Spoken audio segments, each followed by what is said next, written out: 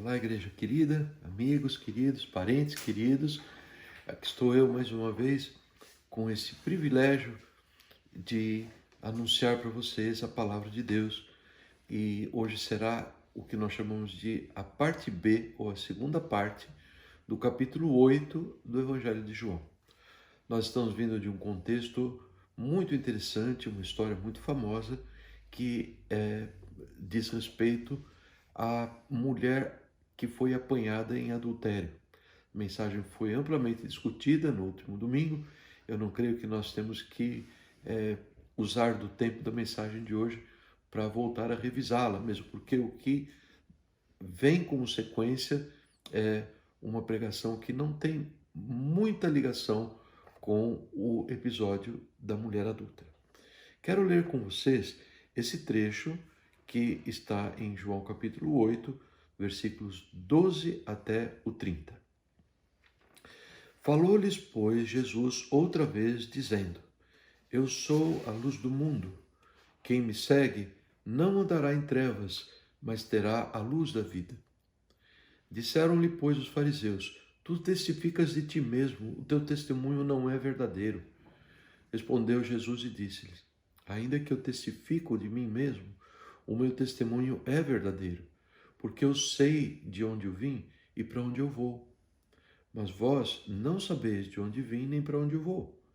Vós julgais segundo a carne, eu a ninguém julgo. E, se na verdade julgo, o meu testemunho é verdadeiro, porque não sou eu só, mas eu e o Pai que me enviou.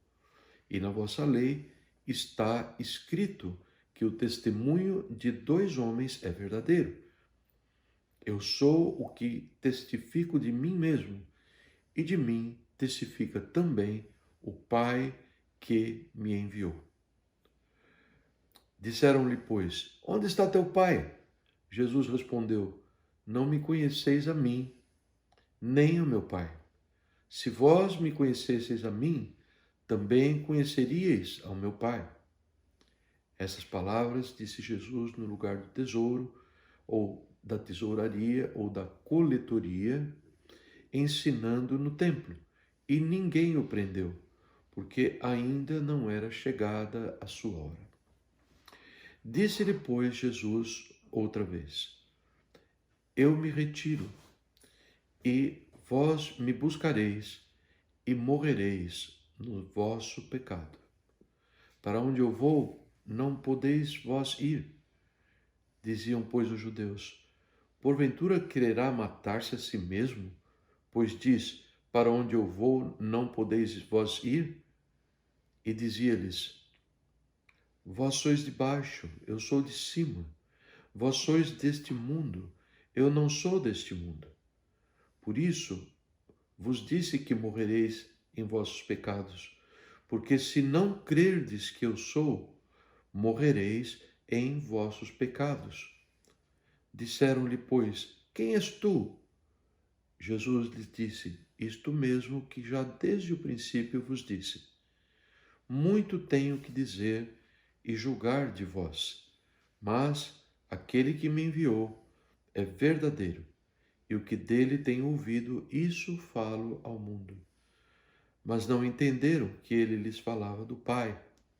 Disse-lhes, pois, Jesus: Quando levantardes o Filho do Homem, então conhecereis quem eu sou, e que nada faço por mim mesmo, mas falo como o Pai me ensinou. E aquele que me enviou está comigo. O Pai não me tem deixado só, porque eu faço sempre o que lhe agrada. Dizendo essas coisas, muitos creram nele. Passagem muito interessante que está sendo então iniciada com uma das declarações mais sublimes, mais majestosas que Jesus faz a respeito dele, da sua pessoa, do Deus encarnado que veio ao mundo. Ele diz: Eu sou a luz do mundo. Quem me segue não andará em trevas. Eu gostaria de dividir isso com vocês,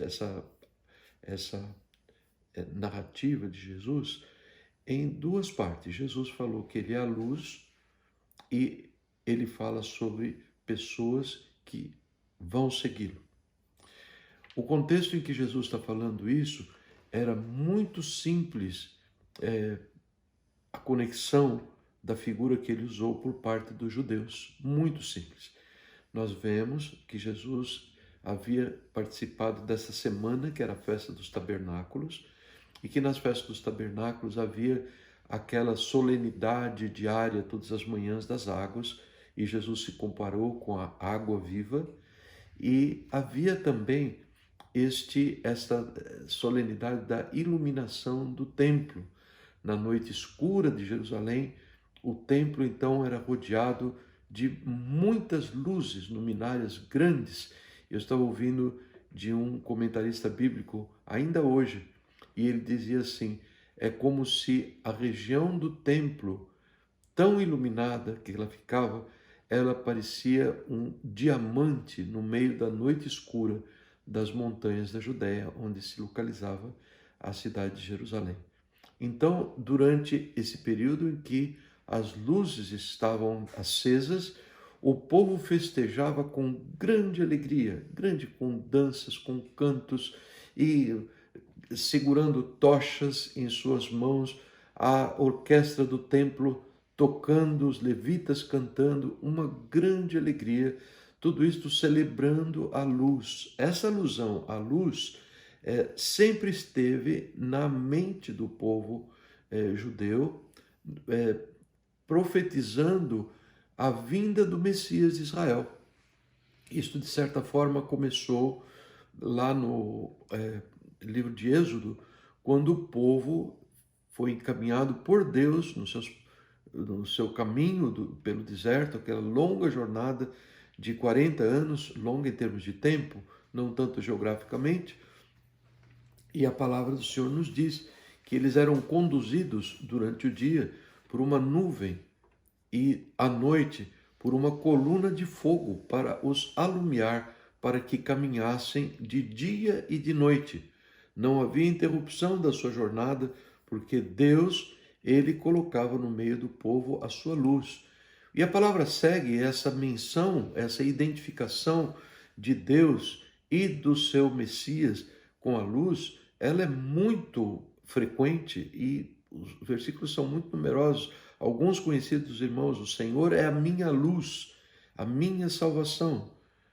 Lâmpada para os meus pés é a tua palavra e luz para o meu caminho. Isso tem a ver com não só o refulgir da luz, mas com o fato de que a luz, ela mostra para o homem por onde que ele está caminhando, e é uma forma de ilustrar o fato de que Deus nos dá a sua palavra e nos diz: esta é a forma que você deve caminhar. E a exposição das tuas palavras, ainda diz o salmista, dá luz, dá entendimento aos mais simples, de mente mais curta, mas ao atentarem para a palavra de Deus, é como se uma luz estivesse brilhando diante dos seus olhos, e essa pessoa terá então a oportunidade, com a graça de Deus, de cumprir os seus mandamentos e caminhar dessa forma, sob a luz de Deus. O texto que o pastor Jonas leu na abertura, dos mais lindos e que foi cumprido por Jesus, quando diz que o povo que andava em trevas viu uma grande luz, essa passagem é retomada pelo evangelista Mateus e aplicada naquela situação em que Jesus deixou Nazaré e foi habitar em Cafarnaum, uma cidade lá no norte do Mar da Galileia, e que estava justamente nesta região mencionada por Isaías, que era nos confins, lá nos limites nortes das tribos de Zebulon e Naftali.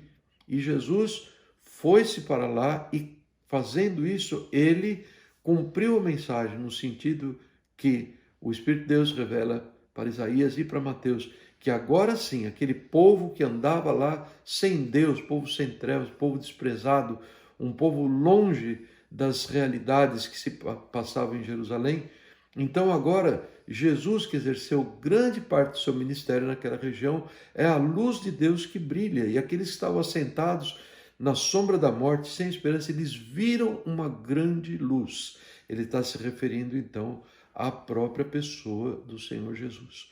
João não economiza essas palavras a respeito de Jesus ser a luz na abertura maravilhosa, abertura magistral do seu evangelho, quando ele fala no capítulo 1, várias vezes, nele, isto é, em Jesus, estava a vida, e a vida que estava em Jesus, ela era uma outra coisa também, ela era a luz do mundo.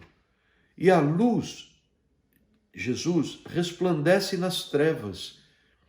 E mais, ele segue dizendo, ele é a luz verdadeira que alumia todo homem que vem ao mundo. Que coisa tremenda essa palavra! Não existe ninguém que venha ao mundo e que não receba este quinhão, essa porção da revelação de Deus que ele reservou a cada homem, na proporção em que eles entendam ou têm todos os elementos para entender a mensagem da luz do mundo, que é o Senhor Jesus. E, fechando essa breve recapitulação, nós vemos a palavra nos dizendo, através do próprio João, na sua primeira carta, dizendo que Deus é luz e não há nele treva nenhuma. E se andamos na luz, como ele na luz está, nós temos comunhão uns com os outros, e o sangue de Jesus nos purifica de todo pecado. Luz, palavra de Deus, Deus mostrando como nós devemos caminhar. E aqueles que observam desta maneira a vida, que são levados pelo Espírito de Deus, e todos são, e que aprendem de Deus, essas pessoas serão então dotadas dessa direção divina para esse fenômeno tão difícil de vivê-lo, que é a nossa própria vida, não é verdade? E no último livro da Bíblia, no livro de Apocalipse, ele está falando sobre a Jerusalém celestial, a nossa morada eterna ao lado de Deus. E vejam que coisa linda que ele diz assim, e na cidade eu não vi templo, porque o seu templo é o Senhor, Deus Todo-Poderoso e o Cordeiro, Jesus. E a cidade não necessita de sol, nem de lua, para que nela resplandeçam, porque a glória de Deus a tem alumiado, e o Cordeiro de Deus, Jesus, é a sua lâmpada, e as nações andarão ao redor da sua luz. Jesus, a luz do mundo. Ele se revela desta maneira para aqueles homens. Ali no final já havia terminado a festa dos tabernáculos, e Jesus faz essa revelação. Eu sou a luz do mundo. Eu sou aquele que traz a palavra, eu sou a palavra de Deus, e eu a mostro de forma clara para que todo aquele que aprende de mim venha para Deus. Que coisa tão profundamente importante, porque o resultado é aquele que de maior interesse tem para todos nós, que é a vida eterna, não só a satisfação de necessidades nessa vida, o que o Evangelho também traz, mas o presente da vida eterna gratuitamente nos dada por Deus. Eu quero me deter um pouquinho mais sobre a segunda metade desse pequeno versículo 12, em que Jesus diz que ele era a luz do mundo. É quando Jesus diz assim, quem me segue não andará em trevas, mas terá a luz da vida. De certa forma, nós já dissemos isso. Mas deixa eu falar com vocês a respeito do seguir a Jesus. É muito interessante o fato de que o sermão mais pregado por Jesus, 7 vezes ou possivelmente 8 vezes, durante seu curto período de ministério terreno, Jesus pregou essencialmente este mesmo sermão. Isto segundo o que está registrado pelos evangelistas. É muito possível que Jesus tenha pregado esse evangelho sobre segui-lo, essa história, esta metáfora que ele usa, de segui-lo, é muito provável que ele tenha usado isso mais vezes do que as 7 ou 8 vezes que se encontram registradas por Mateus, Marcos, Lucas e João. E eu achei que nós não podemos passar por cima sem nós descermos algumas minúcias deste fato. Não existe no pensamento de Jesus a ideia de segui-lo como assim em tempo parcial ou com uma dedicação ou coração dividido. Não. Quando Jesus fala sobre segui-lo, imagine uma situação de completa escuridão e existe só uma luz. Jesus disse: eu sou o caminho, não existem outros caminhos. Então, a pessoa que quer sair das trevas, ele vai se apegar a Jesus e ele vai seguir a Jesus de todo o seu coração. Eu lembro algum tempo atrás, estava fazendo uma viagem, o papai ainda era vivo, e nós paramos na beira da estrada por algum tempo e de repente eu só escutei: ah! Sabe o que tinha acontecido? Eu parei perto de um barranco e papai foi dar uma caminhada ali fora do carro pelas razões que eu imagino quais sejam, e ele caiu num abismo. Não é um abismo, algo perto de uns 20 metros de profundidade. Tudo escuro, tudo escuro. Eu não preciso contar o final da história, porque a ilustração que eu usei já atendeu a sua finalidade. Quando nós estamos em completa escuridão, quando não existe nenhuma direção, é quando ocorrem os perigos de desvios. Então ninguém, se aparecesse alguém ali com uma fonte de luz, nós iríamos seguir essa pessoa, quer ela fosse para a direita, quer ela fosse para a esquerda, para que não caíssemos. Papai não morreu de cair no buraco, ele foi resgatado sem nenhum osso quebrado, sem alguns arranhões, mas tudo ficou bem. Mas vejam que coisa importante, que haja uma dedicação de olhar fixamente para Jesus. Todos aqueles que creem que ele é a luz do mundo deverão fazê-lo. Olhar para ele e caminhar seguindo-o, seguindo de todo o coração. Eu gosto do versículo de Salmo 37:5, a mim fala volumes a verdade de Deus. Diz assim: entrega o teu caminho ao Senhor, ou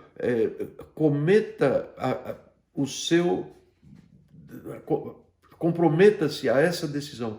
Eu vou seguir o meu Senhor e confie nele. E o mais ele o fará. Ele nos dará força para seguirmos, ele nos revelará por onde é que ele anda para que nós o sigamos e assim por diante. Eu poderia buscar um trecho de Mateus, um trecho de Marcos, um trecho de Lucas, esse próprio trecho de João. O trecho que me pareceu mais rico, ainda que o Evangelho de Mateus tenha narrado praticamente nas mesmas palavras que Lucas narrou, ele nos diz assim: Jesus disse aos seus discípulos, guarda essa palavra, aqueles que o seguiam, aqueles que estavam crendo nele: se alguém quiser vir após mim, renuncie-se a si mesmo, tome sobre si a sua cruz e siga-me. Porque aquele que quiser salvar a sua vida, ganhar a sua vida, vai perdê-la. E quem perder a sua vida por amor de mim, vai achá-la. Pois que aproveita o homem ganhar o mundo inteiro e perder a sua alma? Ou que dará o homem em recompensa da sua alma? Porque o Filho do Homem virá na glória do seu Pai com seus anjos, e então dará a cada um segundo as suas obras. Queridos, vamos prestar muita atenção nesse trecho e eu peço ao Senhor, Pai querido, que o Senhor aplique ao meu coração, ao coração de todos que ouvimos esta palavra que foi tão importante ao ponto do Senhor repeti-la tantas vezes para o povo e através dos séculos ela tem sido repetida. Ó Pai, que nessa noite, uma vez mais, o Teu Espírito Santo possa pacientemente passar por sobre as nossas dificuldades. Nós queremos não cometer o erro de ouvi-la de má vontade. Ó Pai querido, faça isso. Cada um de nós possa ter esse benefício que é planejado pelo Senhor sobre todos os homens. em nome de Jesus. Amém. Jesus disse aos discípulos: se alguém quiser me seguir, ou se alguém quiser ser meu discípulo, essa pessoa tem que negar-se a si mesmo, morrer para si mesmo, tomar a sua cruz e segui-la. 4 pequenas metáforas que eu vou explicar para os irmãos brevemente. Muito importante, antes que nós entremos, eu imagino que tem algumas pessoas ouvindo e que serão assaltadas pelo pensamento: ah, que interessante, essa palavra se aplica a fulano. Ah, que pena, meu marido não está aqui hoje, ele precisava ter ouvido essa palavra. Ah, e a minha esposa então, olha que pena que ela saiu da sala justo agora, porque ela precisava de mais ouvir. Isso não é bom. Esta palavra é uma palavra pessoal. O pronome aqui é da primeira pessoa do singular. Jesus não está generalizando as coisas, ele está chamando você, ele está chamando a mim para avaliarmos ou para permitir que o seu Espírito nos avalie a nossa posição. Porque salvação, caminhar com Jesus, é algo profundamente individual, ainda que alguns o façam induzidos por outros, e lá vai a multidão, eu vou junto, e essa atitude de oba-oba, isto não é bom. Nós precisamos nos deixar iluminar por aquilo que Deus nos diz em sua palavra. E ele diz: se você quiser ser meu discípulo, você então deve se negar a si mesmo, tomar a sua cruz e seguir-me. Bem, os 4 princípios que estão contidos aqui. Desejar ser meu discípulo. Eu quero dizer para os irmãos uma coisa. Desde aquele janeiro de 1970, quando eu recebi a Jesus como meu Salvador, eu tenho desejado ser um verdadeiro discípulo de Jesus. Eu quero isso de todo o meu coração. Eu creio que o projeto mais importante da minha vida é querer segui-lo como um discípulo seu. Mas sabe de uma coisa? Isto não é um desejo constante no meu coração. Não poucas vezes levado por outros planos e aparente satisfação ou ganho ou popularidade que certas formas de erro podem me dar, eu tiro os olhos do Senhor. Quando Tiago escreve no capítulo 3, dizendo assim: todos tropeçamos em muitas coisas, eu respiro aliviado de pensar que o mesmo se passa com você. Você que já fez uma decisão por Jesus, você que deseja andar com o Senhor Jesus. Mas nós somos volúveis. A nossa natureza carnal, ela nos torna assim. Então eu quero lembrá-lo, eu vou lembrá-lo 4 vezes desta tremenda coluna para a nossa fé, que são os dizeres do Espírito Santo lá em Hebreus capítulo 4, versículos 14 e 16.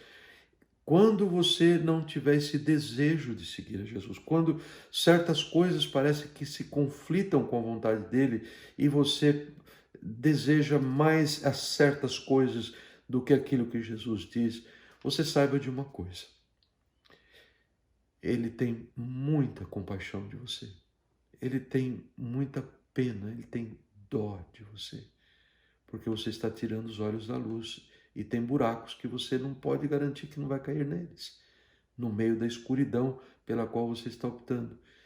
Então ele nos diz assim: eu amo você, o meu amor por você não muda, mas busca de mim misericórdia e busca graça. Nós buscamos misericórdia do Senhor para que Ele nos perdoe. Nós nos achegamos a Ele dizendo: oh Jesus, me perdoe o pecado de sequer cogitar afastar-me dos teus caminhos, deixar de seguir nos teus passos. Perdoe. E Ele nos perdoa. E mais, nós pedimos a Ele: Senhor, me dê a graça, me dê o poder de eu estar firme e inabalável nos teus caminhos. E Ele o faz. E Ele renova isto no coração dos servos e servas do Senhor, quando são tentados a não ser discípulos ou não caminharem após Jesus, sendo um discípulo, um aprendiz dele.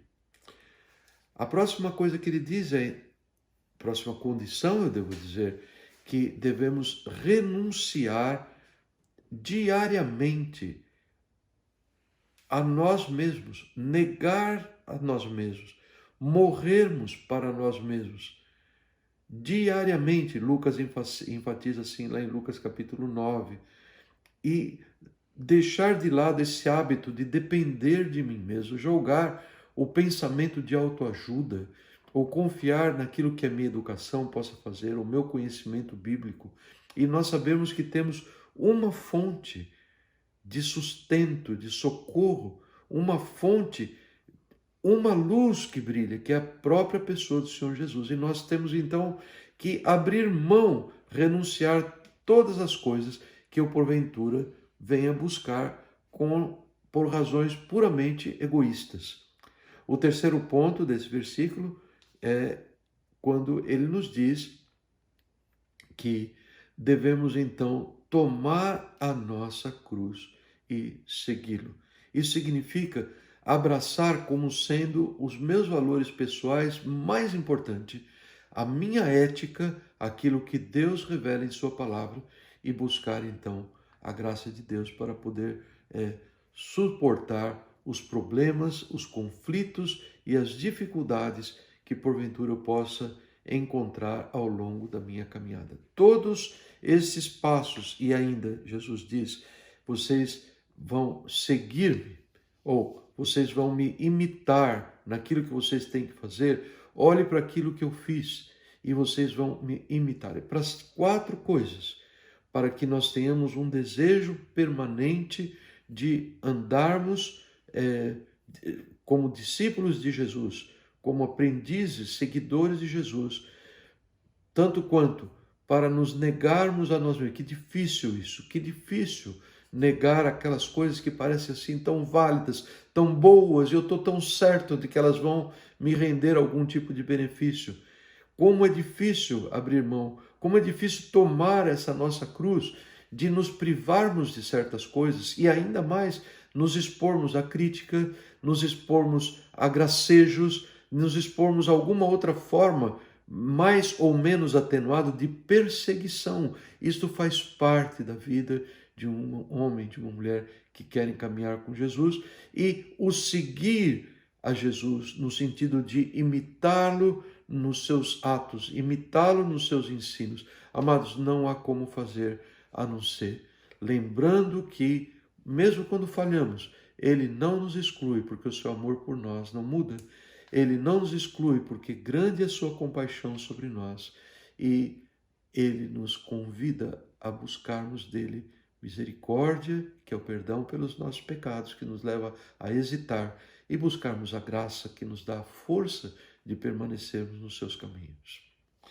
Muito bem, a palavra nos conta esse grande princípio, que aquilo que o homem plantar, ele certamente colherá. As más escolhas, amados, que pena, que pena.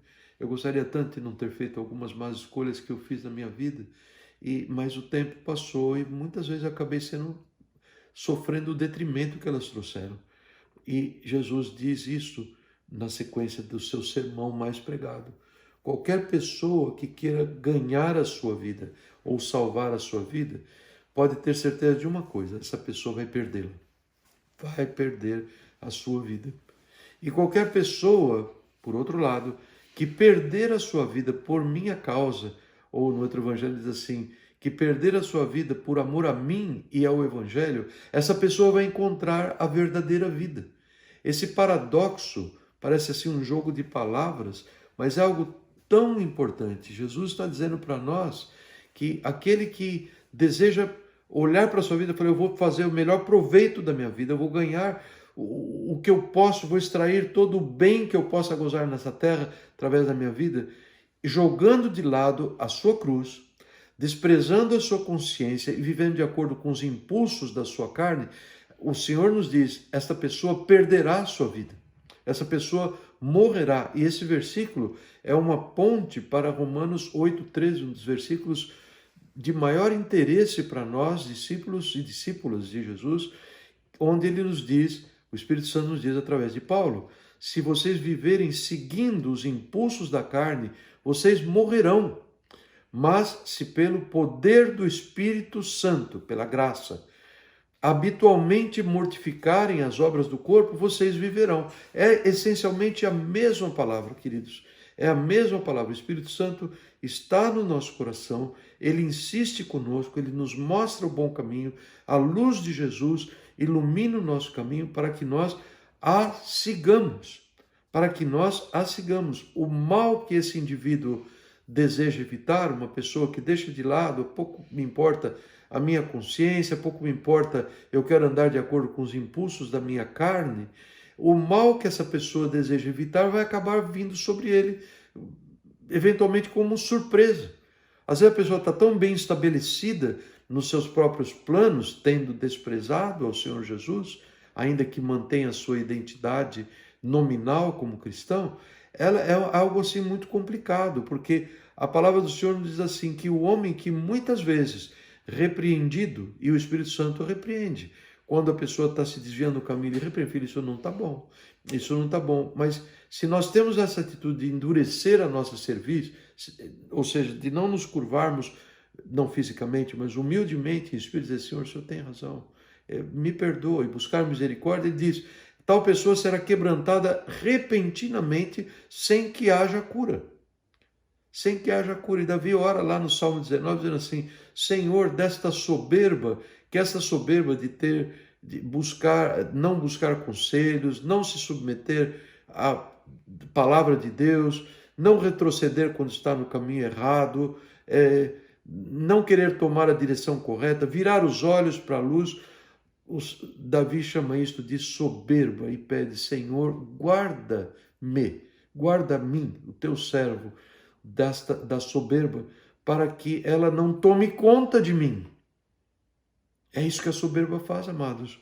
É quando a gente se desvia, a pessoa se sente tão segura, está rendendo tanto, parece que Satanás se encarrega de tapar os olhos para a pessoa, para aquilo que está no campo total de visão, ele só vê um ponto, só vê as vantagens que ele está amealhando. E o Senhor nos diz, através de Davi, isso, que esta é a grande transgressão.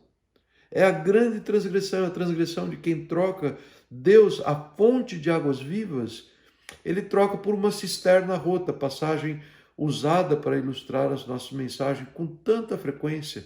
O Senhor chama isto de a grande transgressão. Grande, pastor John Piper diz, este é o princípio de todo o mal. Princípio de todo o mal é lançar fora aquilo que o Senhor Jesus propõe para nós como forma de vida, para nós abraçarmos outras coisas questionáveis, reprováveis aos seus olhos.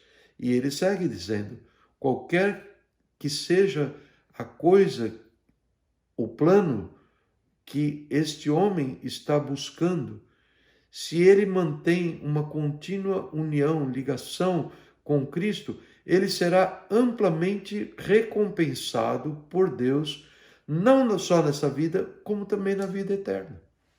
Existe uma forma de harmonia que ela só pode ser orquestrada por Deus quando nós andamos nos seus caminhos, produto da graça que nos dá poder para fazê-lo, mas como nós perseveramos neste caminho de crermos que de fato Ele nos ama, de buscarmos misericórdia pelos nossos erros, buscarmos poder, graça para caminharmos, algo lindo acontece. Ele vai orquestrando a vida do ser humano de forma que haja uma harmonia ao seu redor.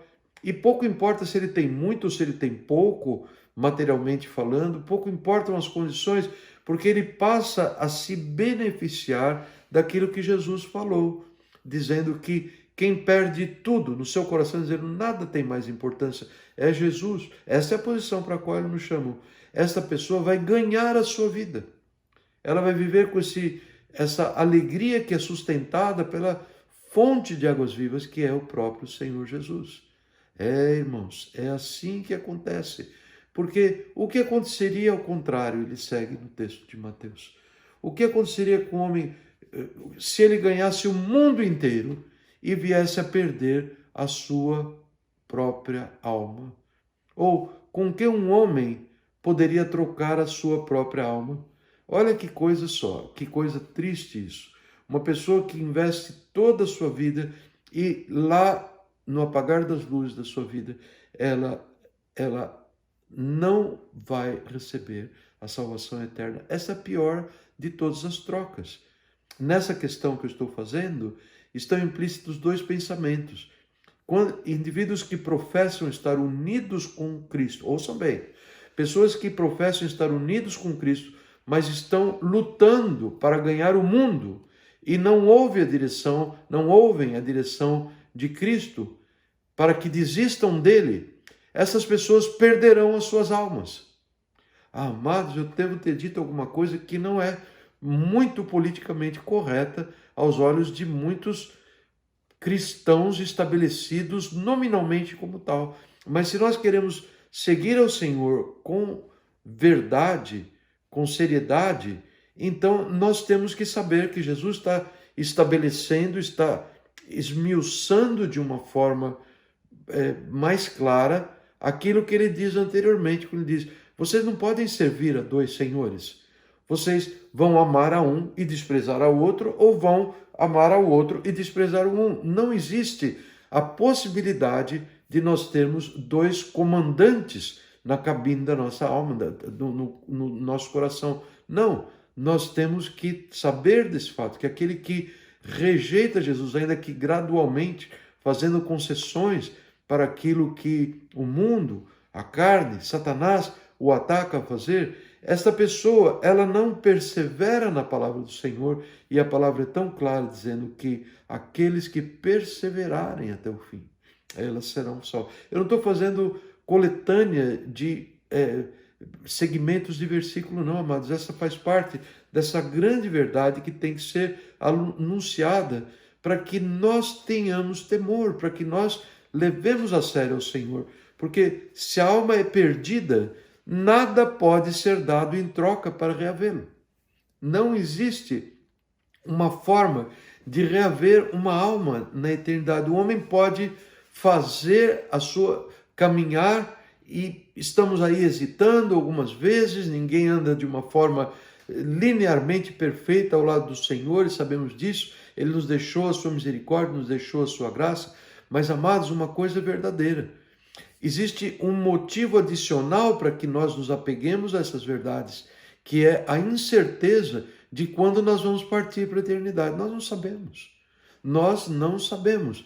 E por isso que Jesus fala: e do que valeria você ganhar todas as coisas?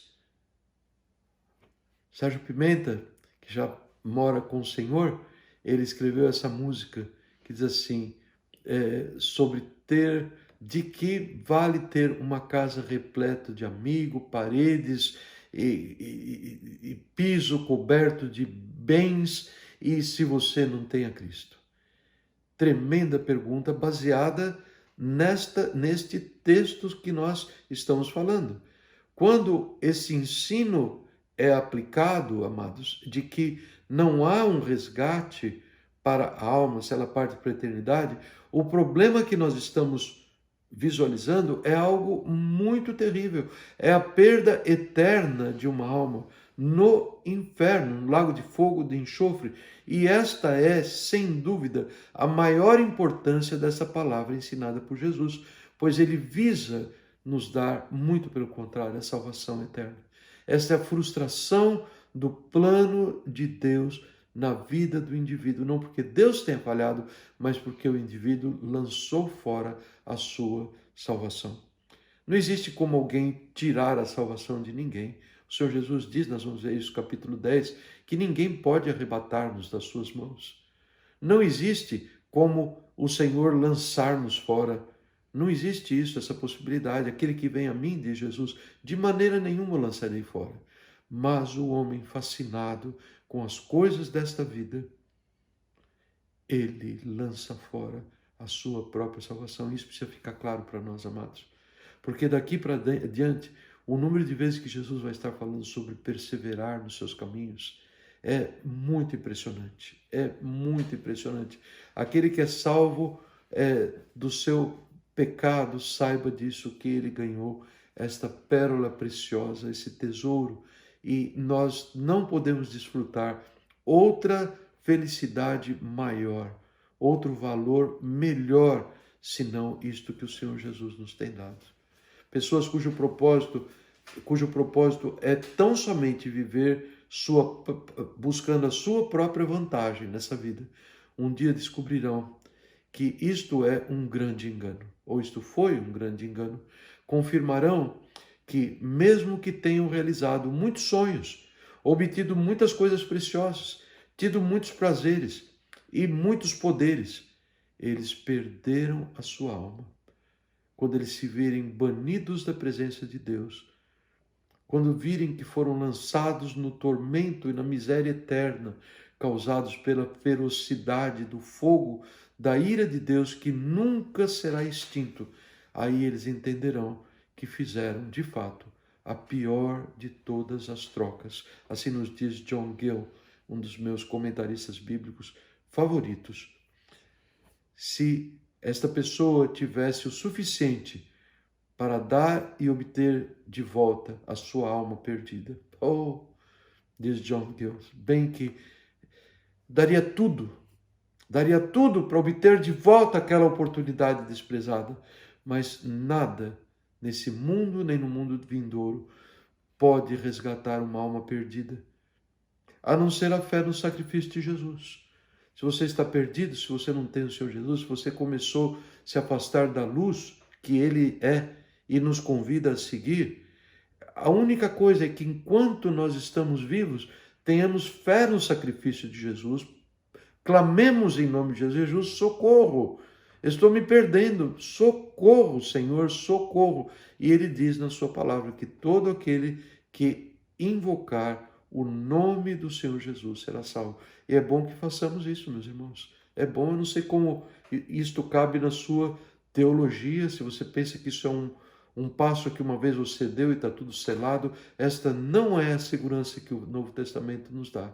Ele nos ensina a clamar por socorro todas as vezes que nos vemos em perigo, ainda que nós sabemos que este foi o momento em que nós achamos Jesus e nascemos de novo, esse é o grande momento, mas a manutenção, a perseverança também depende de Jesus. Também depende, em Colossenses 1, que nós vamos trazer uma pequena meditação na semana que vem, esse texto endossa por completo esta verdade. Irmãos, a perda de uma alma é irrecuperável. Uma vez terminada a vida terrena, uma alma perdida é amaldiçoada e nunca mais poderá ser resgatada para ser abençoada, que é o que Deus planejou. E Deus, o Filho do Homem, então virá na sua glória com o Pai e com os anjos, e ele retribuirá a cada homem de acordo com o seu trabalho. Vai, pastor, espera um pouquinho. Vocês são pregadores da graça de Deus, que pela graça somos salvos. Como é este receber retribuição de acordo com o seu trabalho? É Jesus que diz isso. Isso não invalida o fato de que nós somos salvos tão somente pela graça. Mas é muito natural que uma pessoa salva pela graça agora e que segue a Jesus também pela graça, é muito natural que ela produza obras que revelam o seu arrependimento.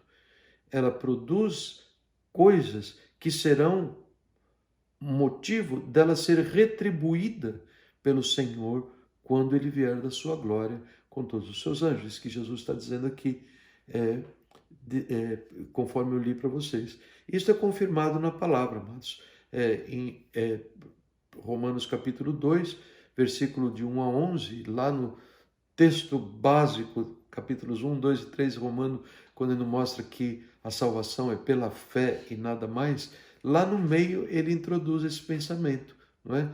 Deus recompensará cada um segundo as suas obras, a saber, vida eterna aos que com perseverança em fazer o bem procuram glória e honra e incorrupção, mas indignação e ira aos que são contenciosos e desobedientes à verdade e obedientes à iniquidade. Tribulação e angústia sobre toda a alma do homem que faz o mal, primeiramente do judeu e também do grego. Glória, porém, e honra e paz para qualquer que faz o bem, Fazer mal, fazer bem, fazer mal, fazer bem. Imitar Jesus ou andar longe do padrão de Jesus. Ele diz, Deus, para com ele, não há acepção de pessoas. Não há, amados. Não há. Nós não nos tornamos sim um povo especial quando nascemos de novo e viemos para o Senhor Jesus. Mas saibam disso, conforme a palavra do Senhor confirma para nós também em 2 Coríntios 5, versículos 9 e 10. Nós desejamos muito ser-lhes agradáveis. Nós desejamos. Esse é o desejo que o Espírito Santo coloca. Nós queremos agradar a Deus. Por quê?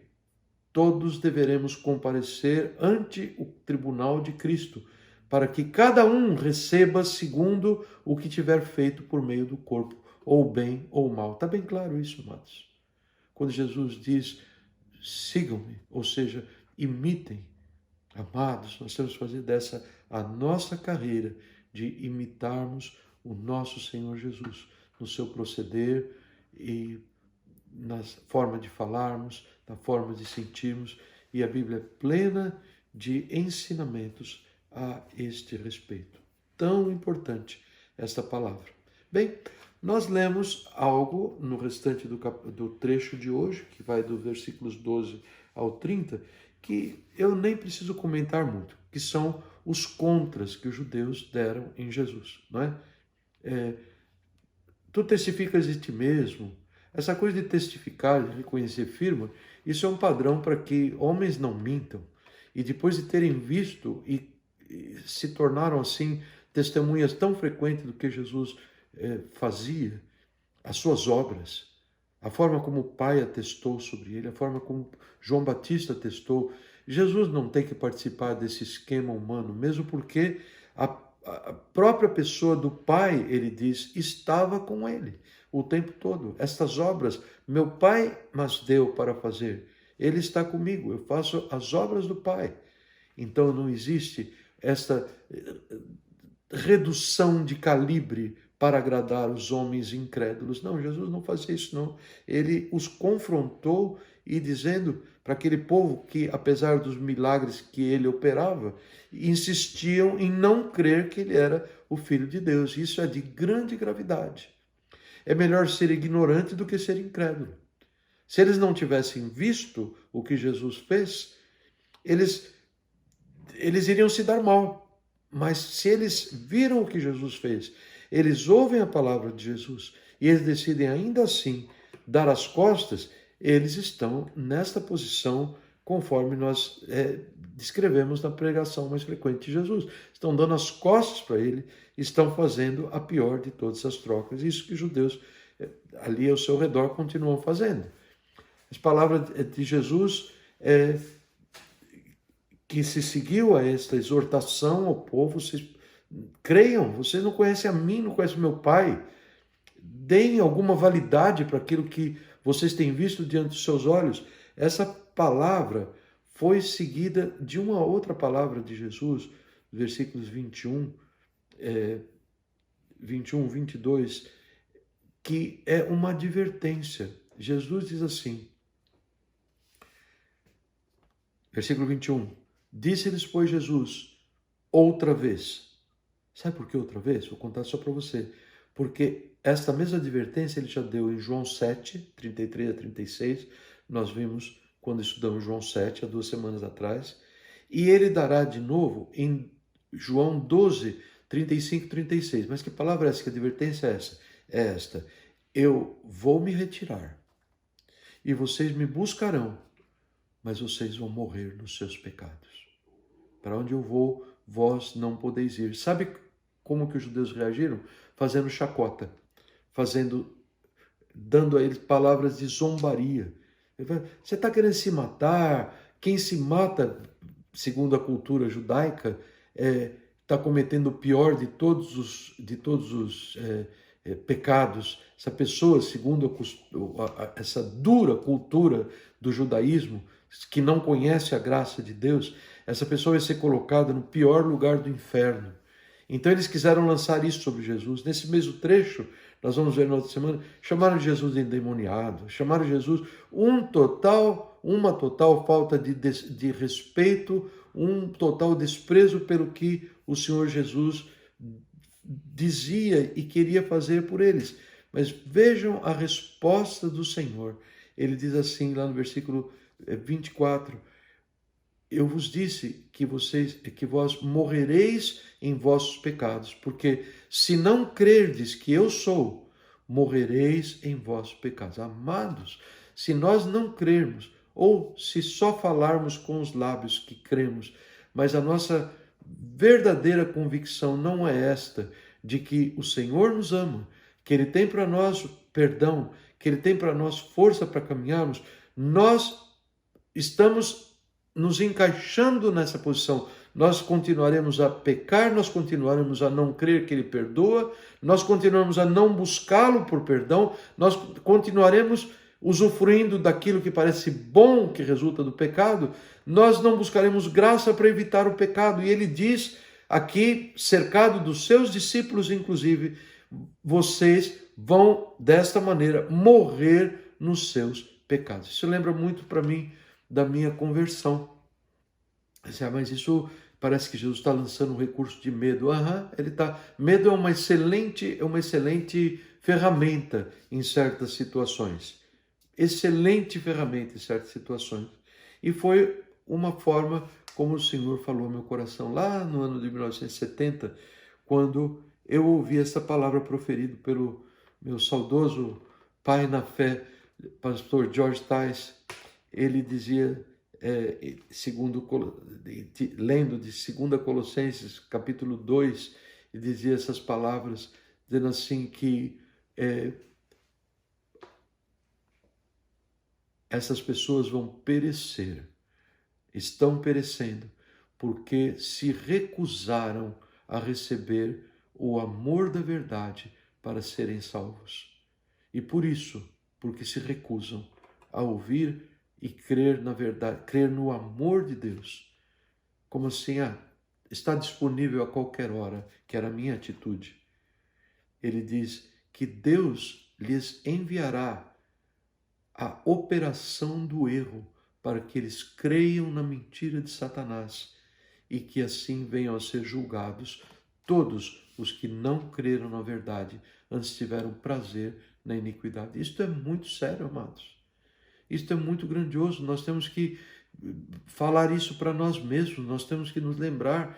Lembre o seu marido, minha irmã, lembre a sua esposa, meu irmão. Pais, lembre os seus filhos.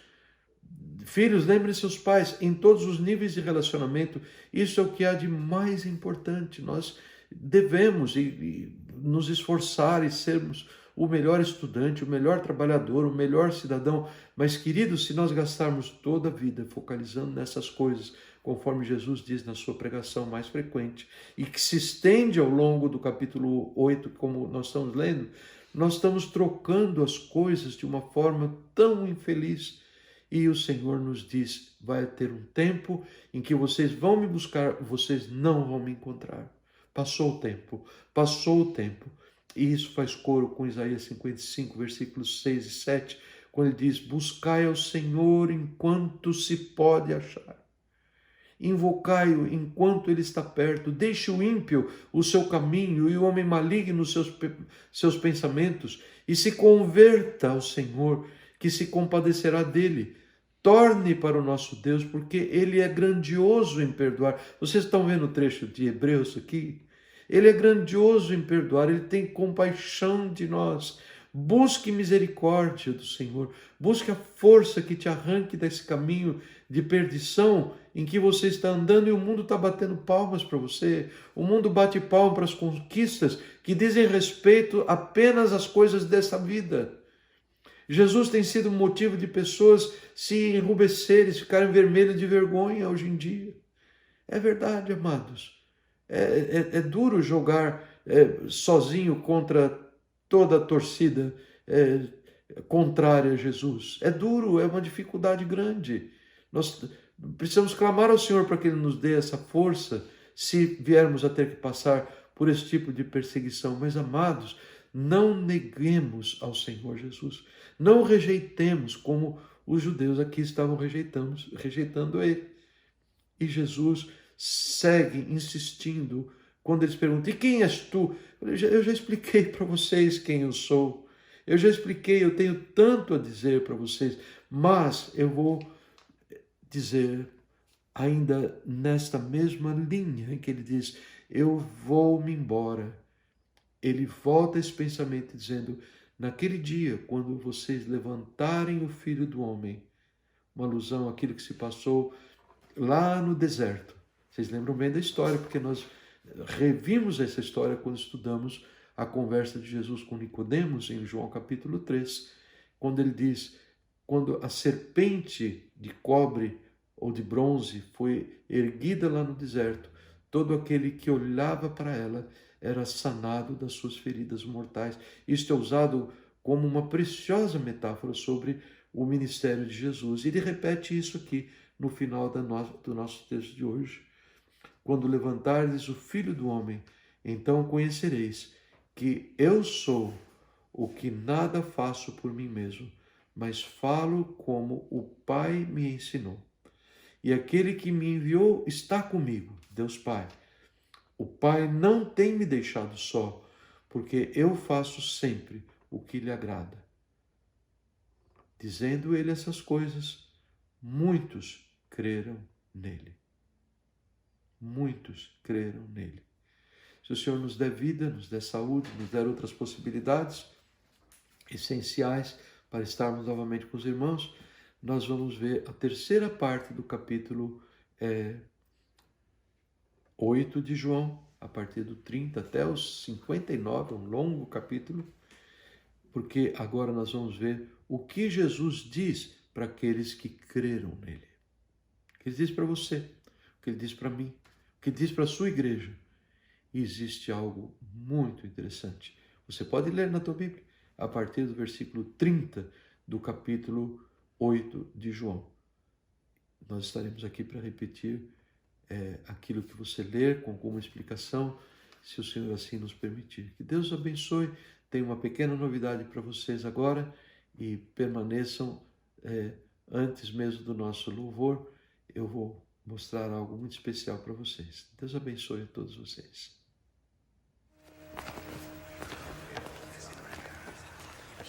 Jesus spoke to the Pharisees again.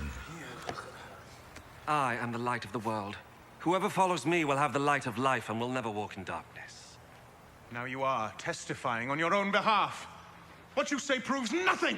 No. Even though I do testify on my own behalf, what I say is true. Because I know where I came from and where I am going. You do not know where I came from or where I'm going. You make judgments in a purely human way. I pass judgment on no one. But if I were to do so, my judgment would be true. Because I am not alone in this. The Father who sent me is with me.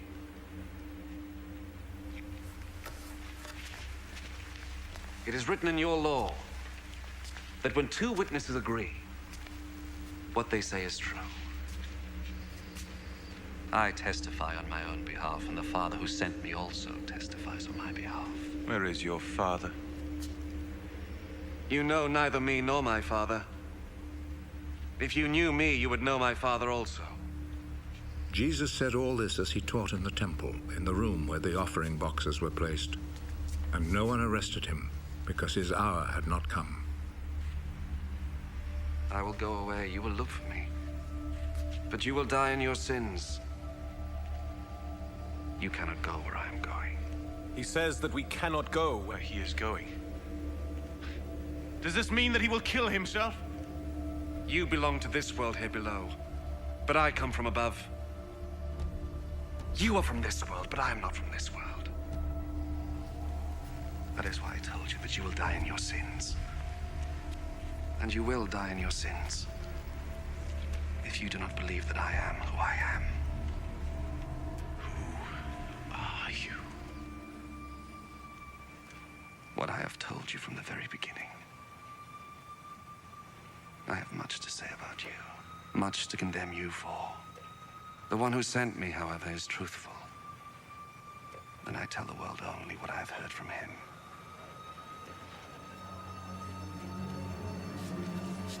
They did not understand that Jesus was talking to them about the Father.